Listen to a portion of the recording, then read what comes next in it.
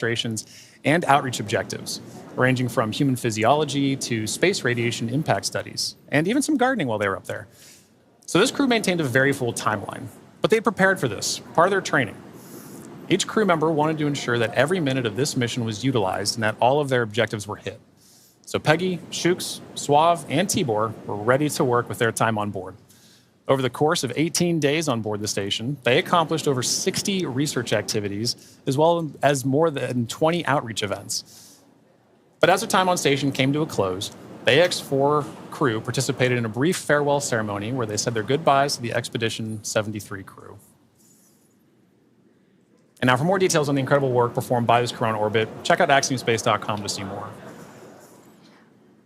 Yeah, I love that this crew did so much outreach. 20 events in 18 days is pretty remarkable. Yeah, it's so pretty very impressive. impressed, plus the 60 experiments on top of that. So I mean, and as we discussed earlier, it was a huge priority for them to be able to conduct those outreach events for the people of their countries who may not have had a chance to talk to an astronaut, to understand why are we going to space. Now they have a better understanding of that. And like you mentioned earlier, it's get them started young. Let them understand the passion of it. I know that my nieces, my nephew, right, they're excited about space. Yeah. They want to be involved in space too. So I can only imagine getting a call from Tibor, getting a call from Suave, and understanding, what are we doing up there? Oh, that would be so awesome. Yeah.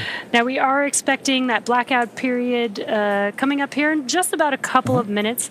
Now, this blackout period, this is when the Dragon spacecraft re-enters back into the Earth's atmosphere.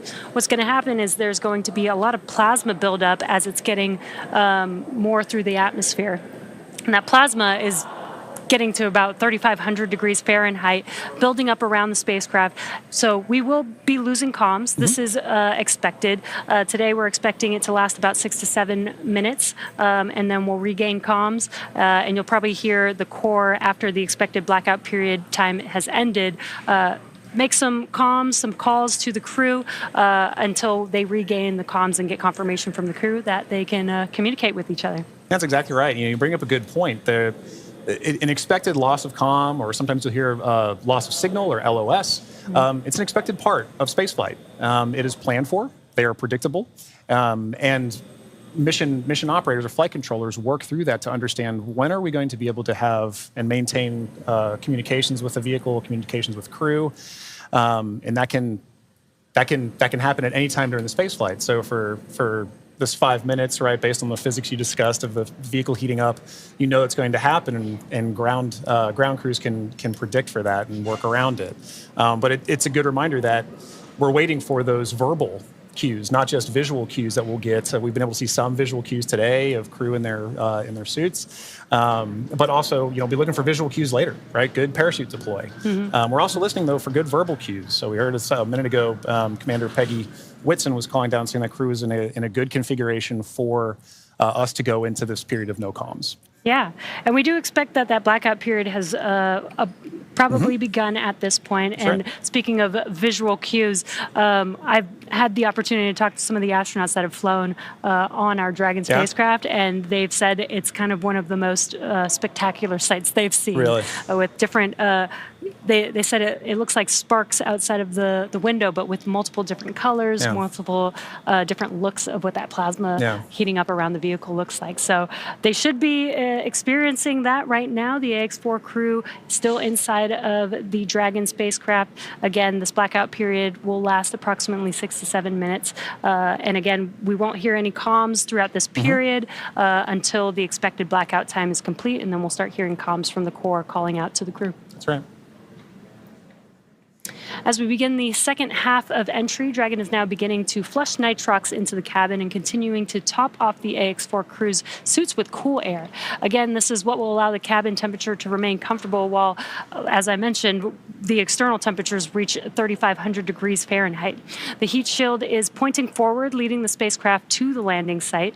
Dragon's primary heat shield is comprised of PICA 3.0, which stands for Phenolic Impregnated Carbon Ablator.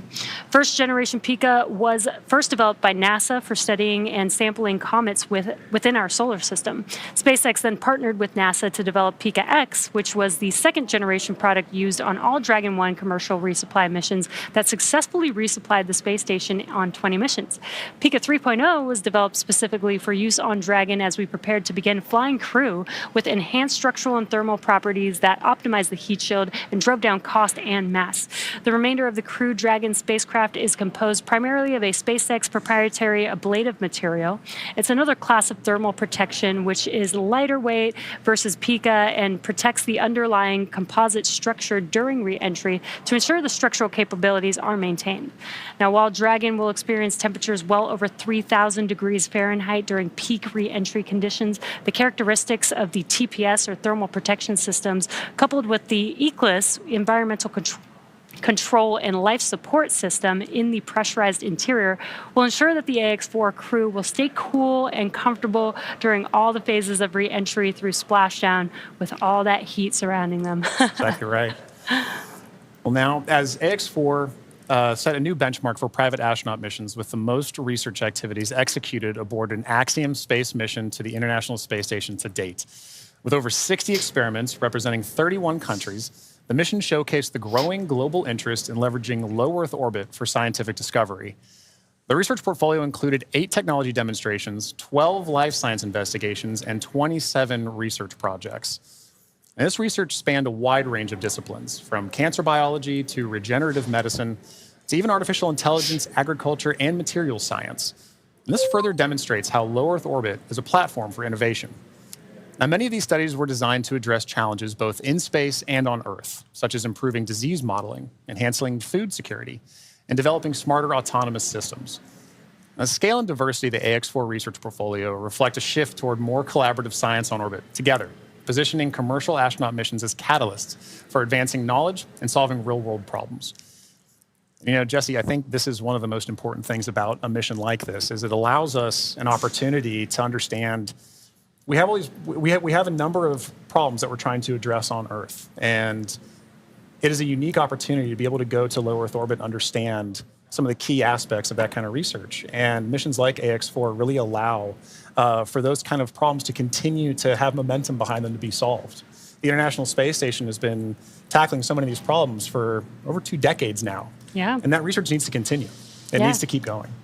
I think a lot of people don't realize that some of the stuff that we have that seem very simple and common to us here on Earth actually sometimes come from the research that happens in space. Exactly right. Exactly right. One of the things we were talking about earlier is a major aspect of long duration spaceflight is the radiation impacts. And I know for me personally, I thought one of the really interesting research topics or research experiments that was being conducted on orbit for Ax-4 was looking at what are the different materials and properties that we can use to protect against space radiation.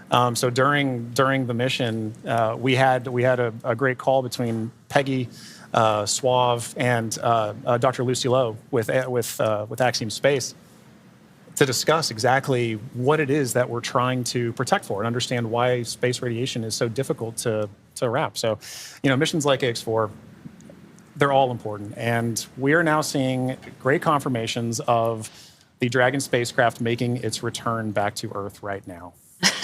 And while we are in a blackout period, this is an excellent view, seeing Dragon from the ground as it's re-entering back into Earth's atmosphere. Now, that blackout period is expected to conclude at 2:25 a.m. Pacific time, so just a couple more minutes here, and then hopefully we'll get some comms back between the core and the crew. But in the meantime, at least got some cool views of the crew almost back down here on Earth. Exactly right. And you know, making that kind of visual confirmation is such an important part of what we're tracking today. We're tracking a lot of very dynamic operations. And so being able to see what we see on the screen there is incredibly important for mission controllers. Dragon, SpaceX, comm check.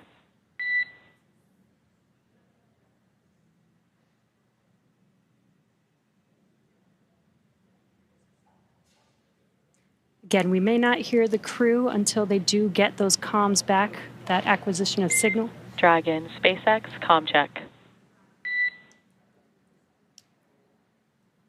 SpaceX, SpaceX Dragon, we have you loud and clear. Dragon, we have you the same. Expect automated chute deployment. Dragon copies, automated chute deploy. And great news, as you Yeah. heard there, we got comms We from got the comms. Ax-4 crew. That's exactly what we're waiting for, and I love that you can hear the excitement in Peggy's voice too. Yeah. It's like she's done this before. Maybe a few times. times. A great live view on your screen inside of Dragon as they are re-entering the Earth's atmosphere. And we did hear confirmation that there will be the automatic drogue and parachute deployment coming up here shortly. And on your screen with that great live view. GPS converge. Expect nominal altitude for drogue chute deploy. Copy, nominal GPS chute deploy. And we're going to hear a lot of comms back and forth throughout these last 5 minutes here as the Corps will be calling out their altitude as they're making their way down, as well as when the drogue parachutes deploy and the main parachutes deploy. And then as they get closer and closer to Earth, just keeping the crew updated with how close they are before splashdown so that they can expect that splashdown. Exactly right. Exactly right. And those are the things that crew that you're seeing there on the left side of your screen are following along with their onboard telemetry. And for you at home as well, you can see on your screens as well things like vehicle speed, vehicle altitude. All those are really important metrics that we're trying to understand as part of the visual confirmations, the audio communications or the verbal communications that we've gotten with crew. We're also getting vehicle communications and telemetry to all understand how we're looking as we lead up to these next 4 minutes before. And there you can see on your screen, the seats are rotating for the crew. This prepares them for that splashdown. So they do Brace for drogue window. They do reorient the crew depending on the dynamic events that are happening. So the crew does lean back during re-entry. Crew is braced. And then they are sitting up a little bit more upright for those drogue and main parachutes to deploy. That's right. Having them in that position helps distribute the forces correctly so that when they're experiencing that dynamic event, they're as comfortable as they can possibly be. Yeah. We're now waiting for confirmation that the Dragon's chutes have deployed, coming up here just in under a minute or so. Just prior to the deployment of the initial drogue chutes, Dragon automatically safes the propulsion system. Dragon then deploys its drogue parachutes to stabilize and decelerate the vehicle. Then just before drogue deployment, seats automatically rotate to 26 degrees, which we just saw there, to keep the crew within acceptable G limits for entry and landing. And excellent view. great view. Drogue parachutes are deployed.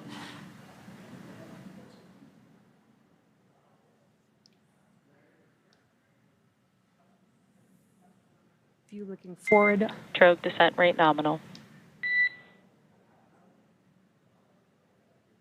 Descent rate nominal, copy. Again, we're going to hear a lot of comms throughout this next 3 minutes here. This is looking forward on the Dragon spacecraft up at the chutes. Those drogue parachutes are fully deployed now, so we do expect those main parachutes to deploy here shortly.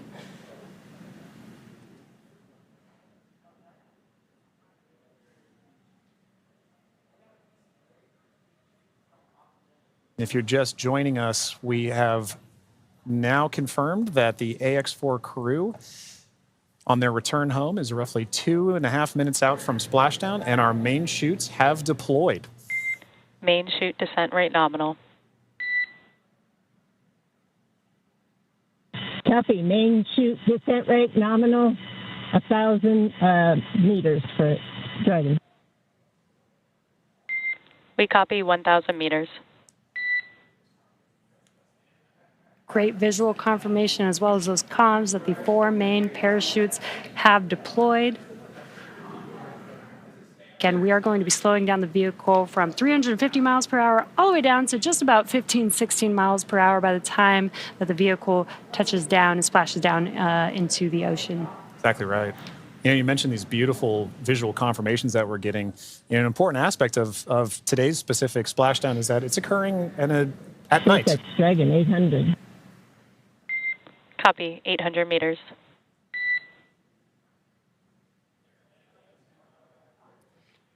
Commander Peggy Whitson confirming the spacecraft's altitude as it's making its descent into the Pacific Ocean just off the coast of San Diego in Southern California.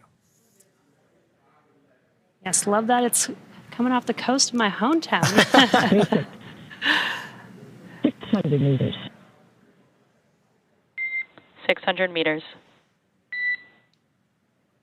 And at 600 meters, we're just under a minute before that expected splashdown. The landing in water is a lot simpler and more reliable. Provides a little bit of margin against unlikely parachute issues.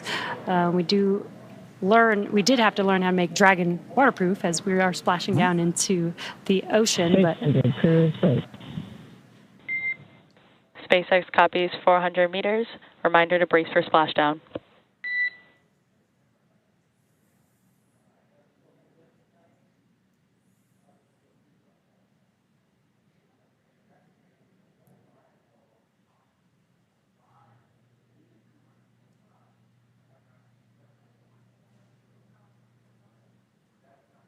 Oh, that's a pretty cool view. Yeah. That's right. Maintaining the vehicle's signature through things like cloud layer and any kind of atmospheric disturbance allows us to maintain visual contact with the vehicle as it's making its final descent towards water landing. And it's a little foggy, as you can see there. Yeah, Pacific fog is rolling in. We've got some very bright lights as Dragon, you can see the ocean there. Dragon is about to touch down in just a few seconds here. And working their way towards the vehicle are the SpaceX and Axiom support teams that will be present for the next phase of our splashdown coverage today. At this point, we'll be waiting for confirmation of the crew's safe landing, and then we'll move into the phases of this mission, which are really, let's recover the vehicle, let's recover the crew, let's make our assessments, and at that point, we'll be covering. And we have splashdown of the Ax-4 crew back on planet Earth. Welcome home.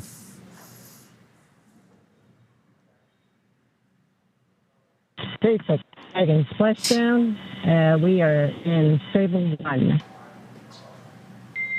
SpaceX copies splashdown and Stable 1. On behalf of SpaceX, welcome home.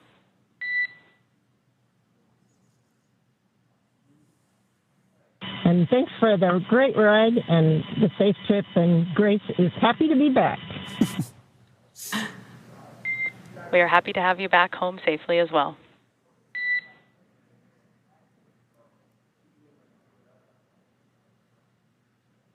Some words between the core and our commander, Peggy Whitson, as the Ax-4 crew has made it back home, splashed down at Dragon. SpaceX, for your awareness, SISTI system verifications are in progress. I will report back when recovery personnel are en route. Dragon.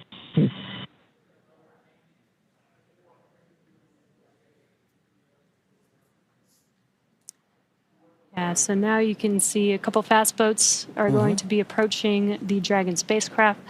They're going to start with making sure that the spacecraft is safe. They're going to do some sniff checks. They're going to pick up those main parachutes. As Dragon splashed down, the chutes were immediately cut to make sure there's no safety issues there. So we'll pick up those main parachutes up.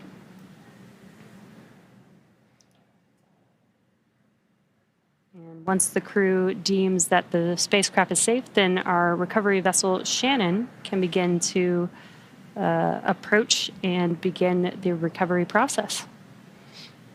So we are now eagerly waiting on recovery of our Dragon spacecraft with the Ax-4 crew. Dragon has already autonomously completed several steps to save itself following splashdown.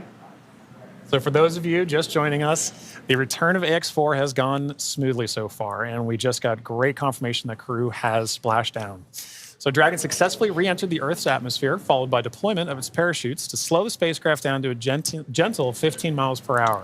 And at that point, they successfully splashed down in the Pacific Ocean at 2:31 a.m. Pacific time, off the coast of Southern California. So at this point, like you mentioned, Jesse, we are just waiting for Dragon's recovery of that from Shannon. Yeah, upon detection of landing, Dragon automatically releases the main parachutes to prevent wind from pulling the spacecraft. Dragon then automatically saves any pyrotechnics still present on the vehicle and may automatically perform additional minor system reconfigurations. The astronauts remain seated and in their suits at this point, but the onboard air conditioning keeps temperatures in check inside the spacecraft, and the communication systems on board remain powered so the crew can continue to communicate. And as we're watching, SpaceX has 2 fast boats in their recovery fleet, which move very quickly to get to the splashdown point. And those are being followed by Shannon, the main recovery vessel, which will move into position upwind of the spacecraft.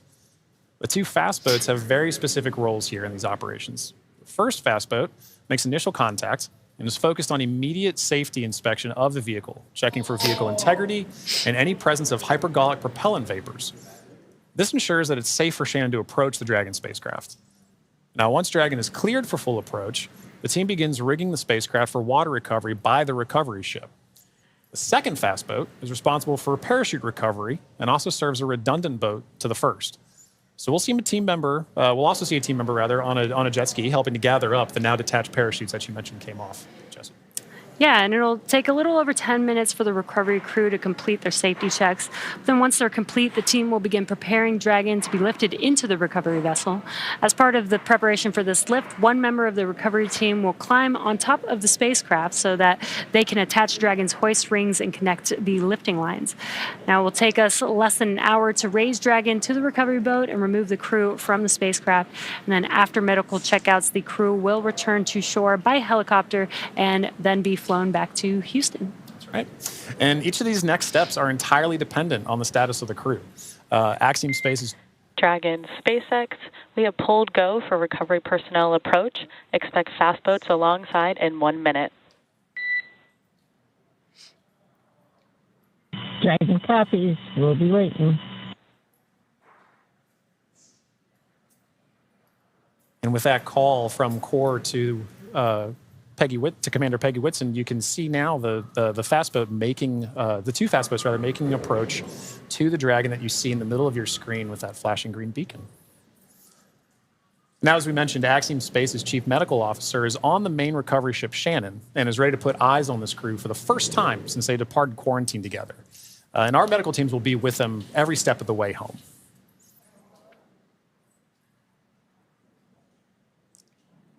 It is nighttime, so we do have this infrared camera to help us see a little bit more clearly. That's the Dragon spacecraft in the middle of your screen there.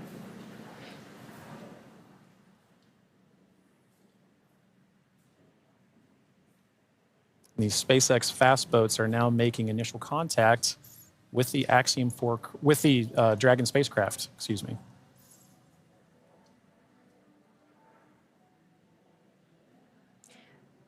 You can also see the red and green lights on Dragon, just similar to starboard and port on a ship. We have that for nights like this where it's a little bit harder to see the orientation of the vehicle, so those red and green lights help us understand which side of the vehicle and orientation that we are approaching.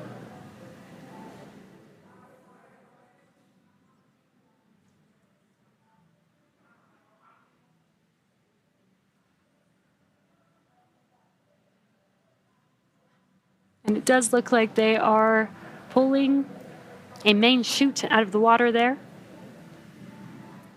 Again, those detach immediately as soon as the spacecraft splashes down.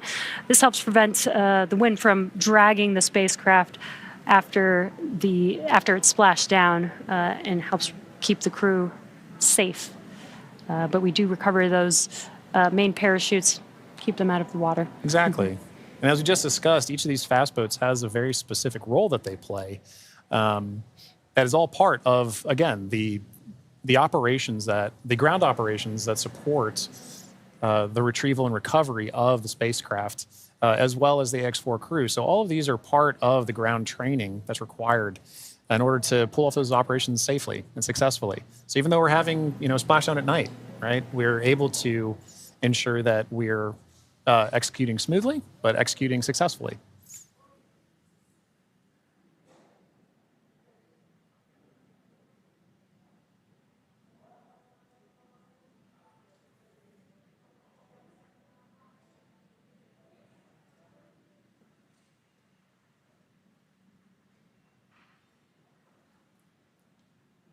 We're now looking at some additional views that we're getting in of the fast boats making their contact with the Dragon spacecraft. And we should be seeing a crew member actually climb on board the spacecraft, Yep. do some final safety checks, and then help begin setting up the rigging for the spacecraft to be lifted out of the water. That's right. It's all part of a coordination, a choreography of events, right? Getting from spacecraft is in the water. What are the next few steps that have to occur before we can get Dragon onto the recovery vessel Shannon? And this is a very key moment in that. Yeah, and right now you can see them doing the sniffs, making sure that there's no hazardous gas or chemicals around the vehicle and that it's safe for the team to actually approach and climb onto the spacecraft. And as always, the recovery crew is wearing the PPE necessary to perform these operations. PPE is personal protective equipment. And it's a good reminder that even in this phase of the mission, we're excited crew is home, but the job's not done yet. We're taking this time to make sure that we're operating smoothly, that we're operating safely, so that we ensure a safe return for the crew on board the vessel and back home to their families and teams. Yeah, we call conclusion of the mission when the crew egresses the spacecraft, and egress means to exit the spacecraft.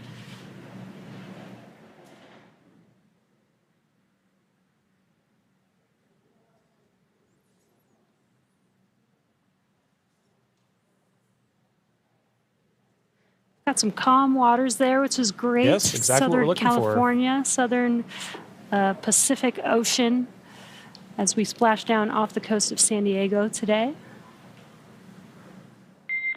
Dragon, SpaceX, hypergol sweeps, and unfired ordnance checks are nominal. Rigging is in progress. Approximately 5 minutes until capsule lift. We have SpaceX flight surgeon standing by. Please confirm crew are ready for post-splashdown PMC. Dragon copy go, and we are ready for post-PMC. Copy that, Dragon. The next call you hear will be from flight surgeon on Dragon to ground privatized.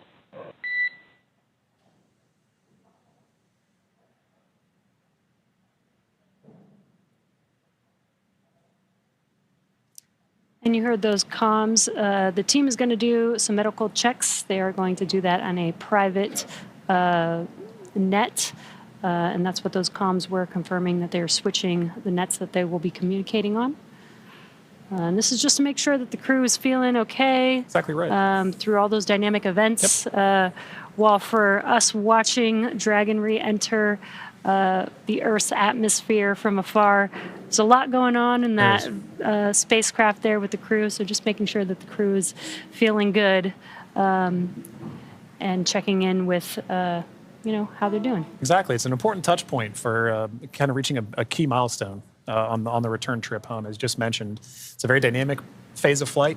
In those private medical conferences or PMCs with a SpaceX flight surgeon, really allow ground teams to be able to make an initial assessment of crew while the team is also, the ground teams outside are continuing to work that rigging. They mentioned it would take about 25 minutes for crew to rig and then hoist the Dragon spacecraft into the recovery vessel. So while those operations are happening, crew will also be talking with ground medical personnel just to get an understanding of, hey, how's everybody doing? How are you looking forward to it? Yeah.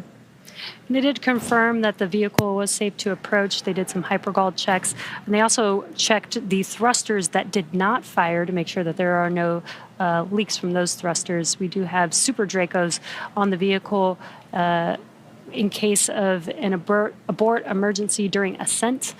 We did not need those thrusters on this mission. And again, they are only used for the ascent portion, but we do want to make sure that throughout the mission, as the Dragon spacecraft was docked to the International Space Station for 18 days, that everything is still good and safe, again, to complete these final recovery operations.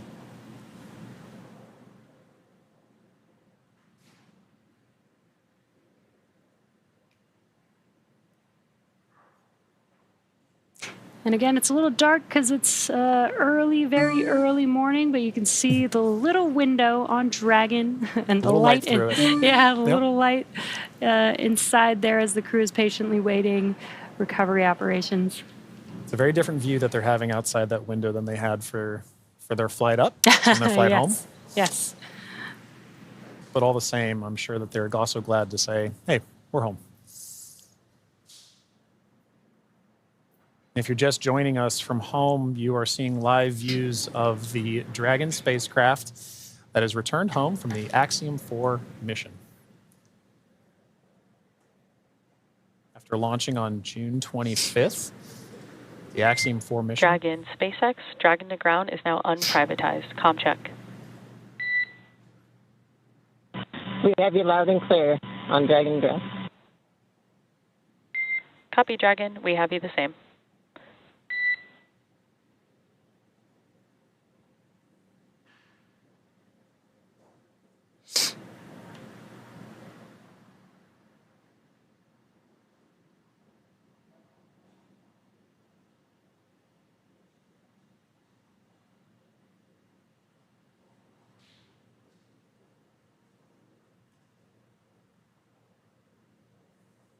You can now see on the screen SpaceX support personnel beginning the rigging procedures to ensure that the Dragon spacecraft is rigged. SpaceX, be advised, we're going to step into transitioning the forward link. COM will be unavailable for approximately 5 minutes. Rigging continues nominally. Dragon copies, 5 minutes. LOS.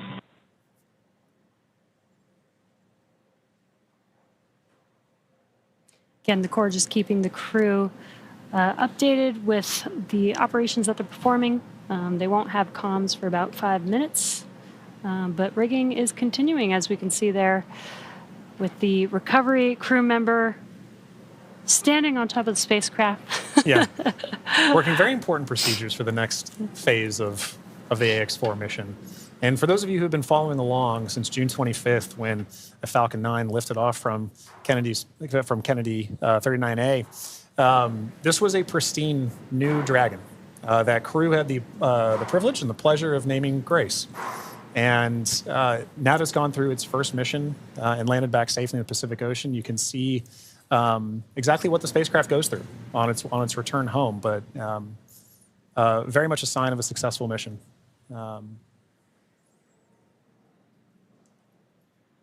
Yeah, I love the tradition that the first crew that flies in the spacecraft get to name the spacecraft. And Peggy Whitson had some great words on why they named the spacecraft Grace, Yeah. which I think is amazing. And we've got a great fleet of Dragon spacecraft. And speaking of Commander Peggy Whitson, she's actually our third frequent flyer. Yeah. Our first frequent flyer was Michael Lopez Alegria from Axiom Space. Yep. Second being Jared Isaacman when he flew on the Polaris Dawn mission. And now Peggy Whitson flying for a second time on a Dragon spacecraft. At SpaceX, we're trying to make these vehicles reusable, just like aircraft when you fly and fly over again multiple times a day. And we're getting closer and closer to that with the same crew members Exactly. flying again, Exactly. which is awesome.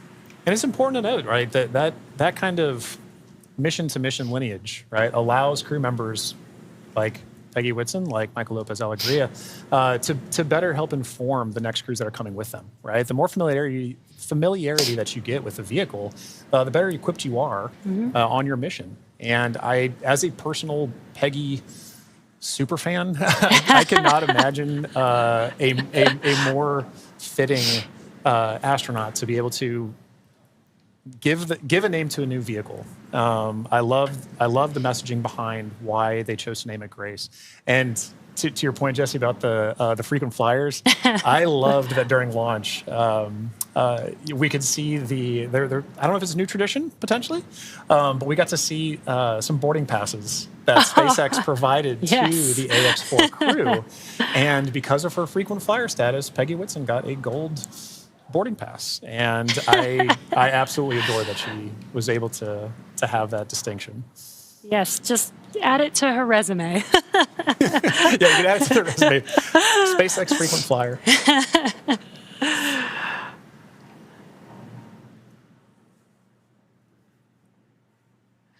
Yeah, I love the boarding passes. Again, always trying to make it as common as aircraft, planes that we fly on every single day. Exactly. And we're still just in the beginning, but I feel like we've made a lot of progress in the last 5 years, and we still have a lot of new things, new missions, and improvements that we want to make to, future spacecraft and launch vehicles. So I'm excited for the future. I really Exactly do right. believe that we could get to aircraft, plane, regular flight, Yeah. multiple flights a day Yeah. within our future. I think we can. And human spaceflight it's a team sport, and it is something that you are always learning from. No matter how commonplace any of these missions get, right? There is always the amount of training that you put into it to execute that plan, train, fly mentality, and being able to perform these missions, being able to say that Peggy has flown on multiple Dragon spacecraft at this point, kind of highlight that every time she's going to still go through the same training that she did for the last mission, that all these crew members, that all of the ground support personnel are going to be ready to support missions like these from even well before crew is on the launch pad, all the way through splashdown, pulling them onto the recovery vessel here for the Dragon spacecraft. And you can see on your screen both the fast boat and the recovery vessel Shannon making approach to Grace, our Dragon spacecraft.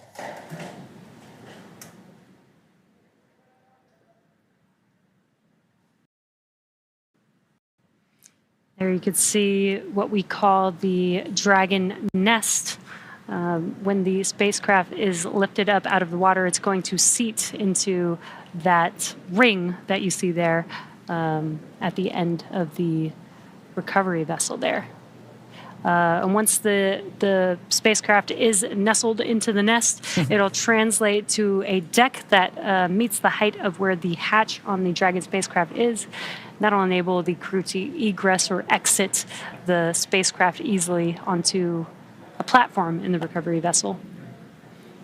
And talking about the crew, Jesse, we've mentioned this idea of this kind of understanding the aspects of spaceflight, as mentioned earlier, being able to do STEM engagement on the mission, but also being able to spend time and honestly, your crew commander being somebody like Peggy Whitson, for Shooks and Suave and Tibor to be able to take that knowledge back to their respective space agencies and to their countries is a huge step forward for what you just mentioned earlier about making sure that that human spaceflight as a team sport continues for everybody to understand what's going on, because now Shooks and Suave and Tibor have a very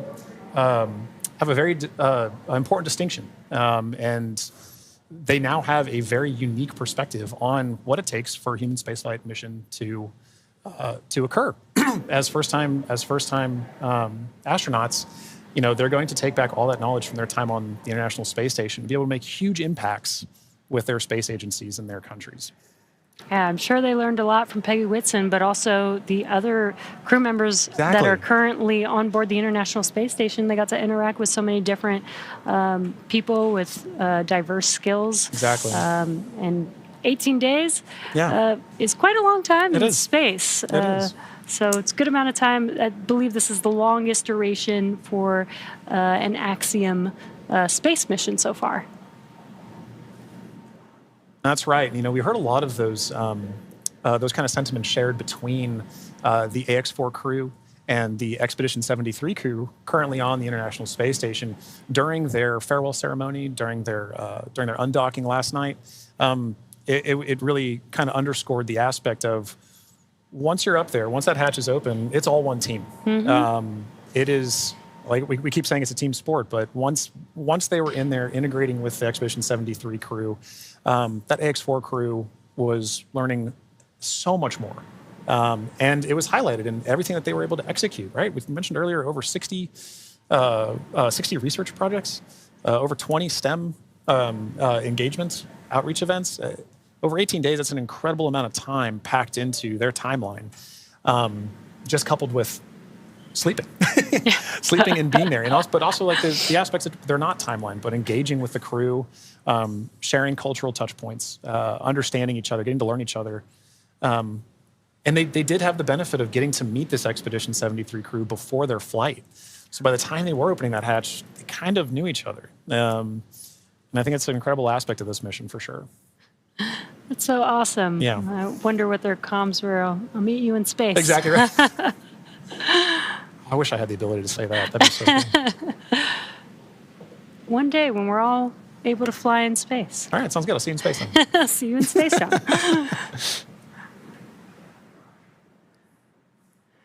Looks like we're getting closer. They are pulling the spacecraft towards the recovery vessel. Looks like we're rigged up, and you can see the hydraulic lift moving forward and down.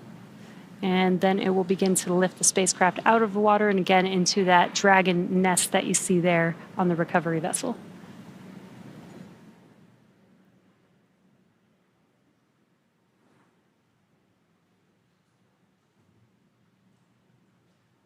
I think one of my favorite parts is the recovery crew that's on the spacecraft gets to jump into the ocean when they're done. Yeah.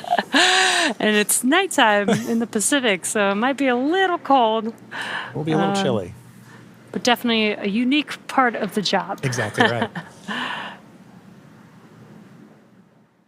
And you can see all the support crew. There was just a fast boat on the screen that made its way off screen there, but you can see the number of support crew that's kind of going into supporting an operation like this. It may look like it's not happening very fast, but there are a lot of steps that each of these crew members are responsible for ensuring that the Dragon spacecraft is pulled into that nest safely but smoothly, and they're working towards that now.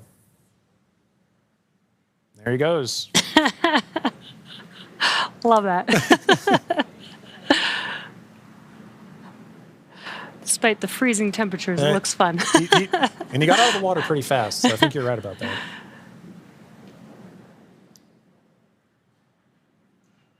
All right. Looks like lift is about to begin.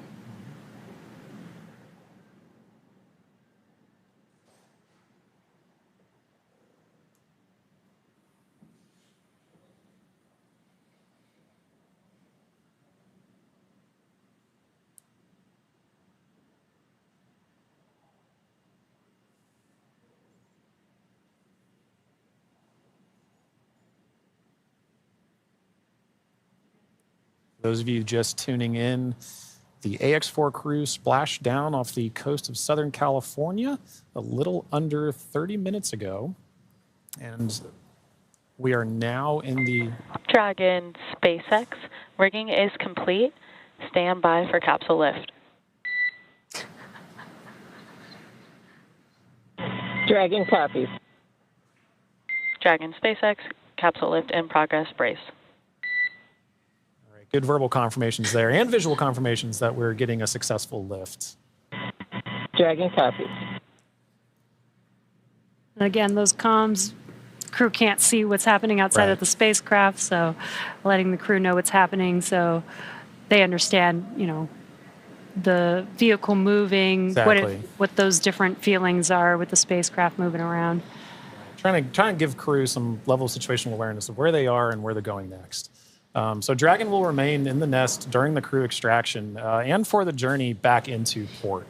The spacecraft is currently was just lifted, as you saw, and set on the nest. And from here, it'll be centered and oriented. And then from there, Dragon will be translated into the hangar underneath the helipad aboard the ship so that we can then open the hatch. And once open, a SpaceX medical doctor will be the first one in to check on the crew to see if they are ready to egress out of the vehicle. And as we noted earlier, Axiom medical teams are also on the recovery vessel working in tandem with SpaceX staff to assess and assist the crew. The astronauts will egress, or what we call exit, from Dragon's side hatch, pending spacecraft orientation in in the water before opening the hatch, the spacecraft's cabin pressure must be equalized with the outside environment. Now, once the hatch is opened, that will be the Axiom-4 crew's first breath of fresh air since boarding Falcon 9 at the start of their mission on June 25th. And that will be an exciting moment for the crew, I know. But for the crew and also for the ground crews, getting that first confirmation of your crew exiting the spacecraft, getting good medical checks, and then coming out and giving a thumbs up is something everybody wants to be able to see, and we'll be able to see it soon. Yeah. And it looks like the spacecraft is nestled into the nest. Dragon, SpaceX, welcome aboard the recovery ship. Apology for the delayed call earlier. We are still working to transition the forward link. Recovery personnel are completing their final checks, and I will let you know when we are ready for translation across the deck to the eCrest platform.